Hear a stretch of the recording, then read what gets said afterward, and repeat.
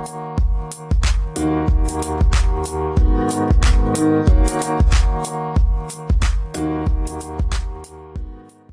welcome to another episode of Hazardous Verbal Waste. I'm your host, Shiro-chan. Today is Saturday, August 24th, 2019. Got a lot of really cool stuff to go over this week, including my personal review of Yu-Gi-Oh! Legacy of the Duelist Link Evolution, so stay tuned. Well, let's get right down to it, shall we? In Yu-Gi-Oh! News, Legacy of the Duelist Link Evolution was released for the Switch this week. On the surface, it's not that different from other Legacy of the Duelist games, but diving deeper is when you start seeing the differences. One major difference is the introduction of Master Rule 4 and the adjusted game field that comes with that. Konami also put Link monsters into this game. The major issue players are having with this is that Master Rule 4 breaks a lot of the more classic strategies and mechanics, like the fact that you can't have more than one fusion or synchro monster on the field unless you use Link monsters. This makes using older decks from the original series on into the Arc V era very difficult. Since I really don't use synchros or pendulums in most of my decks, this isn't really an issue for me in multiplayer, but it did make it a lot harder to play through the single player campaign, so I could certainly understand everyone's complaints. I also have a few of my own. The biggest is a lack of downloadable content. In Legacy of the Duelist on my Xbox, I have purchased a few expansions and structure decks. When I boot up Link Evolution, there is no option to import previous purchases, and when I look into the eShop, the only thing that comes up is the base game. Now, I know Microsoft and Nintendo have done cross-platform support with DLC for Minecraft, so I hope that the current lack of DLC on the Switch is just because the game on the Switch is still new. I also don't like how the V-Reigns campaign only has 3 playable matches, one of which is simply a tutorial on Link monsters and Link summoning, which anyone who's played the physical card game is already familiar with, or at least should be familiar with.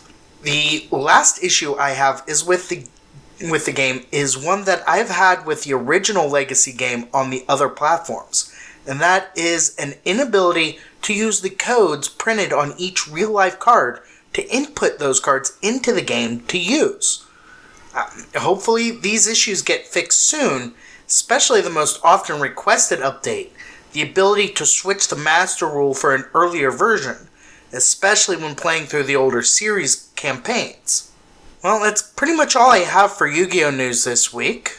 If you guys have any suggestions or would like to share your experiences with the new Yu-Gi-Oh! Game, make sure to contact the show. I will let you know how at the end of this episode.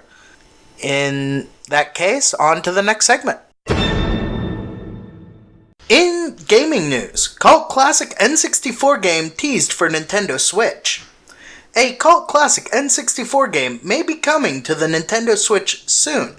More specifically, it looks like Night Dive Studios' Shadow Man could make the jump from N64 to Nintendo Switch in the future. As you will know, Night Dive Studios is sitting on a few classic games that many gamers probably wouldn't mind seeing revived in some capacity. Its biggest IP is probably Turok, which it has been reintroducing through ports. For example, both Turok and Turok 2 are available on the Nintendo Switch, and it looks like Shadow Man could follow them. When interacting with a fan on Twitter, Night Dive Studios CEO Stephen Kick teased that Shadow Man on Switch is possible. Of course, this isn't a very meaty tease with any weight or commitment behind it, but for fans of the 90s game, it's hope. For those that don't know, Shadow Man is an action-adventure game developed by Acclaim Studios' T-Side that is actually based on the Shadow Man comic book series published by Valiant Comics. The game debuted 20 years ago on the Nintendo 64, PlayStation, and Dreamcast. A sequel, Shadow Man Second Coming, followed a few years later in 2002 via the PS2. The game, which was well received and has a cultish following, is currently available on PC, so if it doesn't come to Switch, you can still play it. However, it sure would be nice to play on the Nintendo Switch. Also in gaming news, the Coalition confirms Gears Tactics for Xbox One. In a recent Twitter post, the Coalition studio head, Rod Ferguson, confirmed Gears Tactics is being developed for both PC and Xbox One. The British developer working on the game is known as Splash Damage and is known for the Gears of War Ultimate Edition and Gears of War 4 multiplayer and Halo the Master Chief Collection. Gears Tactics has no release date yet, despite Gears Pop being released and Gears 5 coming out on September 10th, but it will feature gameplay similar to the XCOM franchise. Gears Tactics is a turn-based tactics game that's set 12 years prior to the original Gears of War, and the story focuses on a brand new group of characters unfamiliar to the main Gears of War games. The squad will be customizable as gamers meet new playable characters along the way. Boss battles will be just as epic as the mainline Gears games, and weapons will be upgradable. Gears Tactics was announced alongside Gears 5 and Gears Pop at E3 2018, and since then, the Coalition has gone silent about Tactics until the recent Twitter post from Rod Ferguson. Because Gears Tactics is a prequel, we're interested to see what new stories can be told by the developers at Splash Damage, and are interested to see what the Gears franchise looks like from a turn-based tactical perspective. That's all we have for gaming news this week. On to the next segment. Before we get to our next segment, a quick word from our sponsors. Hey everybody, I really do hope you love hazardous verbal waste. Did you know that you can actually get paid just for listening to this podcast? I know it sounds insane, but it's true. We just discovered this free new app called Podcoin, and it literally pays you to listen to podcasts. Here's how it works. You listen to podcasts, and you earn Podcoin while you listen. Then you turn that Podcoin in for gift cards at places like Amazon or Starbucks. Or if you're a good person, you could even donate that Podcoin to charity. The more you listen, the more you earn. So here's what you do. Download the app right now on iPhone or Android, and I have a special code for you. Simply use our code HAZARDOUS, and you'll get 300 Podcoin just for signing up. And if you listen to enough of us on there, you can get a cappuccino at Starbucks or an Amazon gift card on us. So go ahead and go listen to this podcast or virtually any podcast on Podcoin and sign up with code HAZARDOUS. I swear it'll change the way you listen to podcasts. In Pokemon news, Pokemon Go leak spills months of updates. Intrepid detail hunters fleshed out a significant amount of details from the newest version of Pokemon Go's game files overnight. In these files, they discovered line after line of code with indicators for future updates for the game.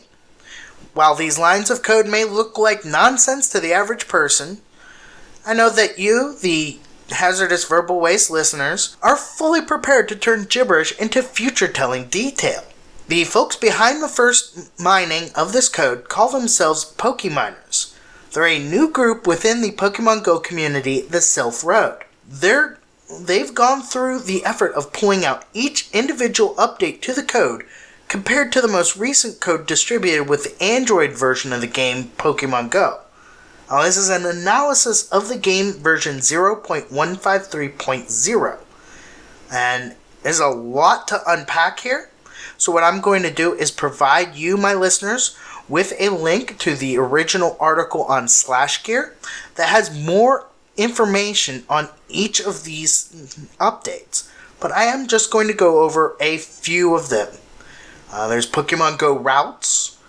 Included with routes is route checkpoints. Also going to be releasing the Gen 5 Pokemon. It's going to be more Shadow Pokemon going along with the Team Rocket system that has been showing up in the last couple of weeks. It's going to be Buddy Levels, Buddy Pokemon Cameos, Snack Bucket, Trade Pokemon to Evolve, Maps and more, and a new story timeline.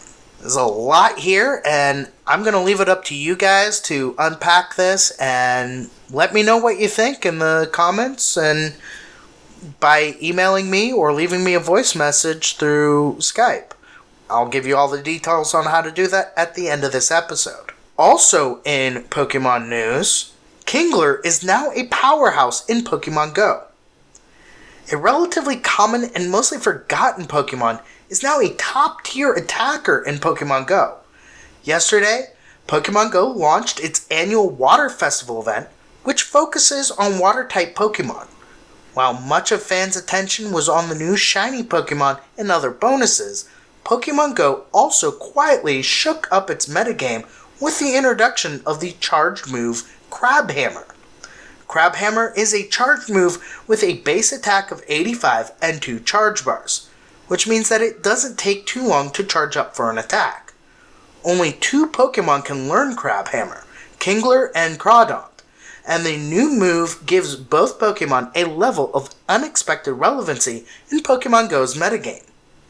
A Crabhammer Kingler now dishes out the most damage per second of any water-type attacker in Pokemon Go. Now, DPS is a critical stat in Pokemon Go, as it tells players how much bang they can get for their attacking buck. While the legendary Pokemon Kyogre has sat on top of the water-type charts basically since the Pokemon was added to the game, it now finds itself in second place due to the crab-hammering power of Kingler. Because Kingler has lower defense and stamina stats than Kyogre, Kyogre still has an edge of Kingler in terms of total damage output, the stat that calculates how much damage a Pokemon can do before it gets knocked out.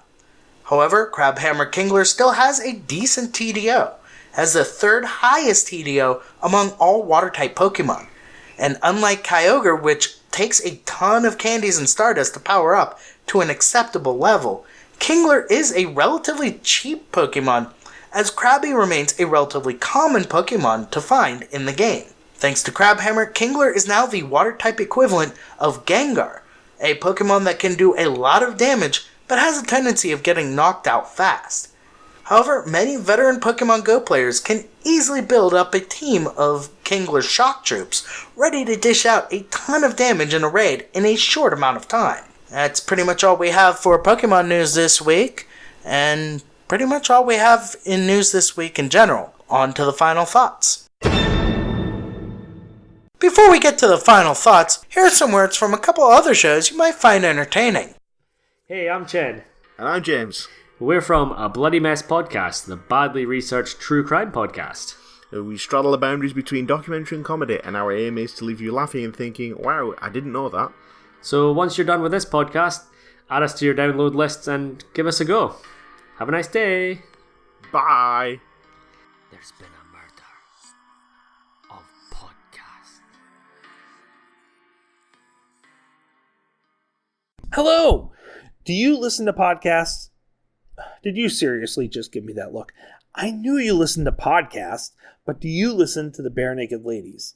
Wait, don't hit fast forward. Yes, there's a band out there called Bare Naked Ladies. They are quirky, fun, comedic, and excellent musicians. If you love alternative 90s music with a little jazz, rap, and country mixed in at different times, then you've got to try this band out. And we will lead you through a journey of getting to love this band. We have 3 or 4 people with different levels of bare naked experience. We have Aaron, who's our music expert that breaks down each song. We will try to be informative, but also, we're all friends, so we like to have as much fun as possible. If you are a moderate fan of BNL, then you'll find new experiences and information. If you're a BNL fanatic like me, then I bet you too will find a song that is a deep dive that you never knew of. We sometimes have guests after the first letter. Oh, did I not mention that? We are Bare Naked ABCs, and the ABCs represents that we discuss the songs alphabetically. So come try us out on all platforms where podcasts are downloaded. Bare Naked ABCs. And no, we are not nude during the recordings. Bare Naked, Bare Naked, Bare Naked, ABCs.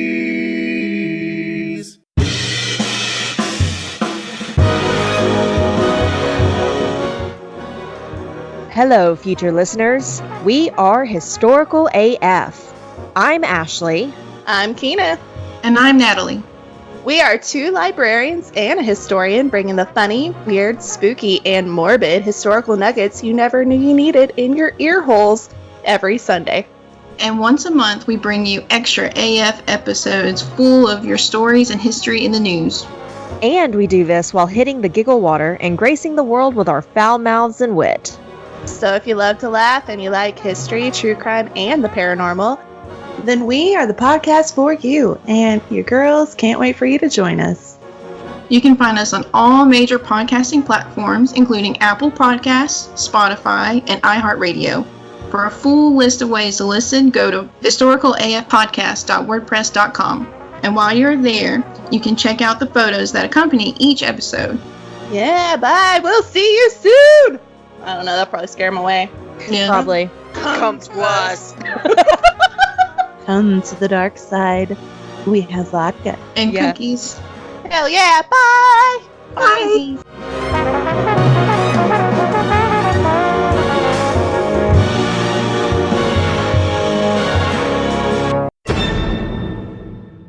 Well, here we are at the end of yet another episode of Hazardous Verbal Waste.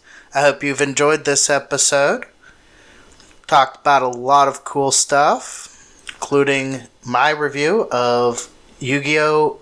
Legacy of the Duelist Link Evolution, the Pokemon updates, and a lot more. If you would like to make a comment on a story that I covered in this episode, or if you have an idea for a future story, there are several ways that you can contact me in the show. You can email me at hazardousverbal@gmail.com. You can use the contact form on the Contact Us page at hazardousverbal.com. At hazardousverbal.com, you can also find the social media links for our various social media accounts. You can also contact the show through Skype. The Skype ID is Ichimoto1. You can either leave a typed message or a audio message. And if you leave an audio message, I'll be sure to play it in a future episode. That's pretty much all we have for this week. I am Shira Chan, signing off. Peace.